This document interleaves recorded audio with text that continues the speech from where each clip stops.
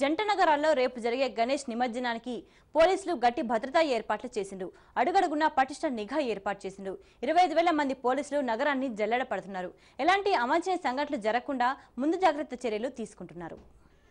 నిమజ్జనానికి అధికారులు కట్టుదిట్టమైన భద్రతా ఏర్పాట్లు చేస్తున్నారు. ఎటువంటి అవాంఛనీయ సంఘటనలు జరగకుండా ముందు జాగ్రత్తగా 25,000 మంది పోలీసులతో భారీ బందోబస్తు ఏర్పాటు చేసిండ్రు. కామన్వెల్త్ గేమ్స్ తో పాటు ఈ నెల 24న బాబ్రీ మసీదు విధ్వంసంపై తీర్పు వస్తుండటంతో పోలీసులు నిమజ్జనానికి అన్ని రకాల జాగ్రత్తలు తీసుకుంటున్నారు.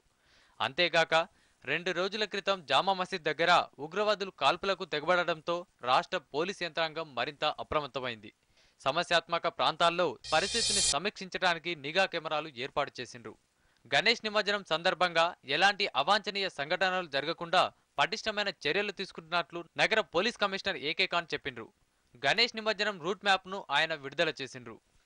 ప్రతి సంవత్సరం జరిగేదానికంటే కూడా ఈ సంవత్సరం ఇంకా శోభాయమానంగా చక్కగా చిన్న చిన్న సమస్యలు కూడా లేకుండా నిమజ్జోత్సవాలు మనం జరుపుకోవాలి.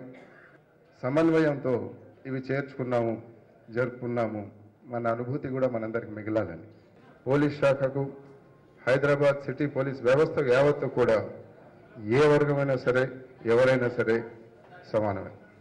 మరోవైపు గణేష్ ఉత్సవ కమిటీ ప్రతినిధులు మాత్రం భద్రతా ఏర్పాట్లపై అసహనం వ్యక్తం చేసిండ్రు. కింది స్థాయి పోలీసులు ప్రజలను రెచ్చగొట్టే విధంగా ప్రవర్తిస్తున్నారని ఉత్సవ కమిటీ ప్రధాన కార్యదర్శి భగవత్రావు ఆరోపించిండ్రు. పోలీసులు సమ్మయానంతో మెలిగేలా చూడాలని ఏకే ఖాన్ ను కోరిండ్రు. రామ్దేవ్ బాబా జాగరణ జరుగుతుంటే బూట్ల కాళ్ళతో పోయి అక్కడ లాఠీ చార్జ్ చేసి ఎళ్లగొట్టడం జరిగింది. మళ్ళీ 2వ రోజు అదే పద్ధతిలో జరగడం జరిగింది. పై అధికారులు చెప్పిన తర్వాత కూడా జరుగుతున్నది. కానీ నేను అడగదలుచుకున్నాను, ఇప్పుడు 144 సెక్షన్ ఉన్నది.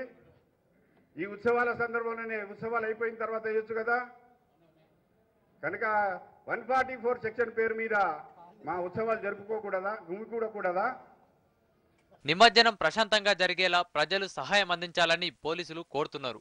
ఎవరైనా అనుమానాస్పదంగా కనిపిస్తే వెంటనే తమకు సమాచారం అందించాలని కోరుతున్నారు.